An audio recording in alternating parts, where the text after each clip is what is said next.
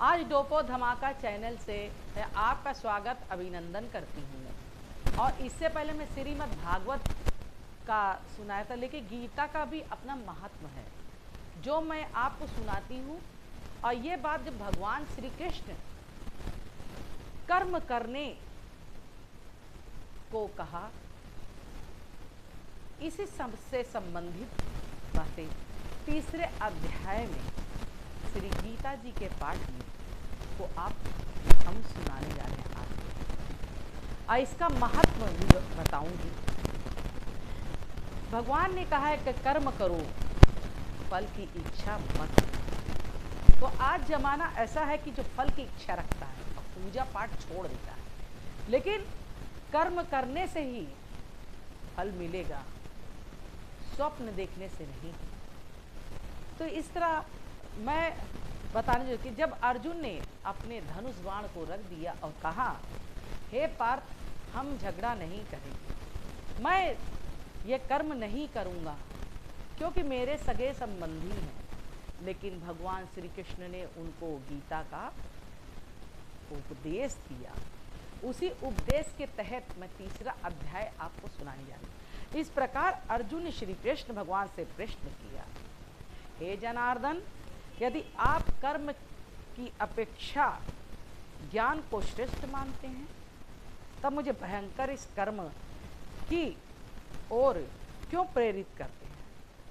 आप ज्ञान को इतना करते तो मुझे क्यों प्रेरित करते हैं? इन मिली जुली बातों से मेरी बुद्धि को भ्रम में डालते हैं। मैं क्या करूं? मैं तो भ्रमित हो जाता हूं। एक निश्चित बात बतलाइए जिससे मेरा कल्याण हो सके। श्री कृष्ण भगवान बोलते हैं। अर्जुन के वचन सुनकर श्री कृष्ण बोले, मैं तुम्हें पहले ही बता आया हूं, सिद्धि के दो मार्ग हैं। ज्ञानियों के लिए ज्ञान योग और कर्मियों के लिए निष्काम कर्मयोग। किसी भी मार्ग पर चलो, कर्म तो करना ही पड़ता होगा। कर्म के ना करने से निष्कर्मता अथवा भगवान का साक्षात्कार तो हो नहीं सकता। कर्मों को छोड़ भी नहीं सकता है। तो कर्म बिना के निमित्त किए जाते हैं। वे अर्जुन को इस आवागमन के चक्कर में बांध रहते हैं। इसलिए निष्काम योग कर्म ब्रह्मा ने प्रजा की रचना के साथ यज्ञ बनाकर आज्ञा दी, तुम लोग बढ़ोगे या यज्ञ तुम्हारे काम घेनु रहेगा। तुम लोग यज्ञ द्वारा देवताओं को संतुष्ट करो, वे तुम्हें उन्नत करेंगे। इस प्रकार परस्पर उन्नति करते हुए परम कल्याण को प्राप्त होगी। यज्ञ से प्रसन्न किए देवता तुम्हें इच्छित भोग पहुंचाएंगे। इन भोगों को जो इन्हें दिए बिना भोगता है वह निश्चय ही चोर ही है। यज्ञ से बंधे हुए लोगों को भोगने से पापों से मुक्त रहते हैं। जो केवल अपने के लिए भोग जमा करता है वो प्राणी पाप भोगते हैं। जो सिर्फ अपने लिए ही कर्म करते हैं तो वो प्राणी क्या करते हैं? भोगते हैं। यह सृष्टि चक्र होता है। सब प्राणी अन्न से पैदा होते हैं। क्या करते हैं? अन्न से। अन्न की उत्पत्ति कर्म से और कर्म की वृष्टि की रचना यज्ञ से होती है। अविनाशी परमात्मा से मिलता है। इस प्रकार सर्वव्यापी परमेश्वर को प्रति सदा यज्ञ में है। जो पुरुष इन सृष्टि चक्र के अनुसार नहीं बरतता, नहीं रहता, पापी व्यर्थ ही जीता है। परंतु जो पुरुष आत्म तत्व में जीता है वह संतुष्ट रहता है। जिसके लिए कर्तव्य नहीं, इसलिए अर्जुन तुम अनासक्त मतलब तरह रहकर कर्म करता है। कारण कि भले आदमी को देख दूसरे पुरुष का अनुसरण करते हैं। ये अर्जुन, मुझे देख तीन लोकों में कुछ सब कुछ व्याप्त है, तो मैं भी संध्या तर्पण वित्र आदि सेवा सब कर्म करता हूँ। वर्ण संकर किसे कहते हैं? जब दो जातियों के व्यक्ति शादी करते हैं, जब दो व्यक्ति अलग अलग धर्म के हों, जाति के हों और एक साथ उससे शादी करते हैं, तो उससे होने वाला जो बच्चा होता है इसको वर्ण संकर कहते हैं। और जो वर्ण संकर से पैदा होता है, जो वर्ण संकर में रहता है, तो उसको क्या होता है? वो जैसे जिसको आप कोई चीज़ लेकर आते हैं फल है, फूल है या कोई चीज़ दिलाते हो, उसी तरह ये जो बच्चा पैदा होता है तो उसकी भी तो वो रहता है कि वो पूजा करे। जब पूजा करता है तब वो पवित्र होता है। इसे कहते हैं वर्ण शंकर। हे कुरुवंशियों के श्रेष्ठ अर्जुन, अज्ञानी पुरुष अशक्ति कर्म करने से कर्म पुरुष करता है। तो शास्त्र में यही विधि लिखा हुआ है। और अनंता श्री कृष्ण बोले, हे अर्जुन, सृष्टि के आदि से अविनाशी कर्मयोग में विवस्वान को बताया था। विवस्वान का मतलब होता है सूर्य। पुरातन योग को भूल चुके हैं। पुरातन यह सुनकर अर्जुन ने कहा, भगवान आपका जन्म का तो बात में है, सूर्य का बहुत पुराना हुआ है, फिर मैं यह कैसे जानूं सृष्टि के आदि में आइए सूर्य को यह सब बतलाया। श्री कृष्ण महाराज उत्तर दिए, हे अर्जुन, मेरे और तेरे जन्म हो चुके हैं, सबको मैं जानता हूँ। मेरे तेरे जन्म कई हो चुके हैं।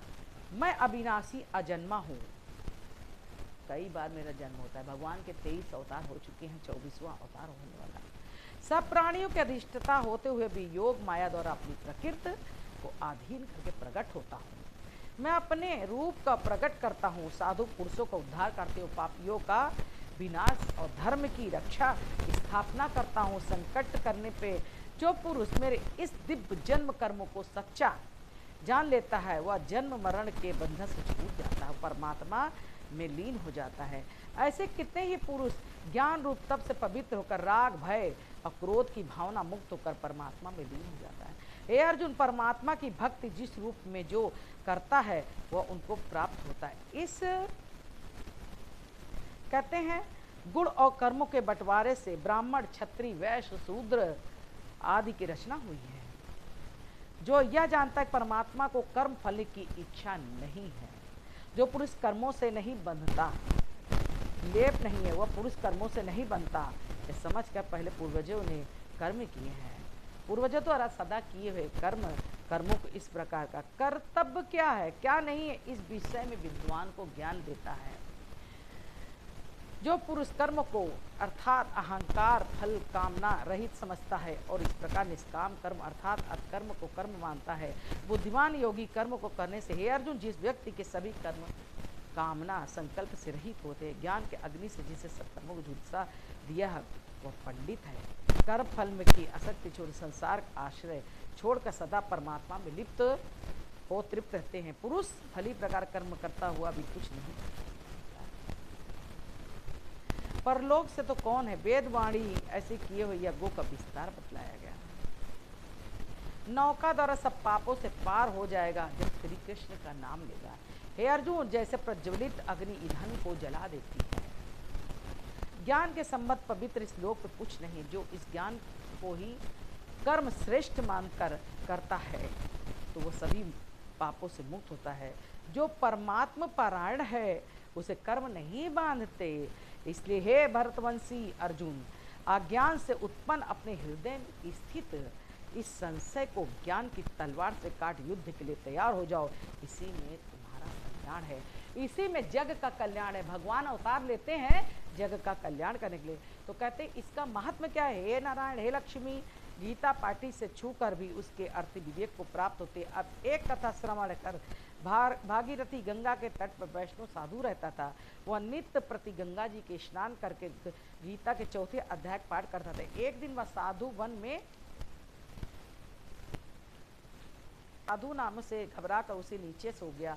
एक बैरी उसका सिर लाना, दूसरा बैरी 5 पैर लगा हुआ, दोनों बैरियां उस वियोनि से छूटकर ब्राह्मण में कन्या के रूप में उत्पन्न हुई। जब वो बैरी उत्पन्न हुई तो बड़ी हुई तो सोचा कि जिस तपस्वी ने बैरियों का अधम देह से छुटाया है, हमें उसका दर्शन करना चाहिए। बेचारी अपने पिता में तीर्थ यात्रा की आज्ञा लेकर चली। काशी में जाकर उन्होंने उस साधु वैष्णव को देखा तो उसके पीछे आगे चलकर दंडवत करके बोली, आप धन्य हैं, आपने मेरे कृतज्ञ किया। साधु बोला, मैं तुम्हें नहीं जानता। वे दोनों बोली, हमसे बेरियां जिनका आपने उद्धार किया। साधु बोला, अब मैं तुम्हारी क्या सेवा करूँ। हे बोली, कृपा करके मैं हमें गीता के 4थे अध्याय का फल दान करूँ।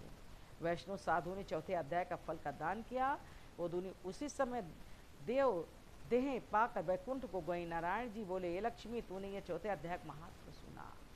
तो जब आज भी कथा पढ़े तो उसका महात्म्य भी कि इसका फल क्या होता है, तो कर्म कर रहे अब फल की इच्छा ना कर, लेकिन भगवान तो बिना फल दिए मानते ही नहीं, अच्छे कर्मों का फल अच्छा ही देते हैं। इन्हीं बातों से मैं अपनी श्रीमद् भागवत की वाणी को समाप्त करती हूँ। बोलो वृंदावन बिहारी लाल की जय। श्री कृष्ण गोविंद हरे मुरारी, हे नाथ नारायण वासुदेवा। श्री कृष्ण गोविंद हरे मुरारी, हे नाथ नारायण वासुदेवा। हरे कृष्णा कृष्णा कृष्णा हरे हरे, हरे राम राम राम हरे। बोलो वृंदावन बिहारी लाल की।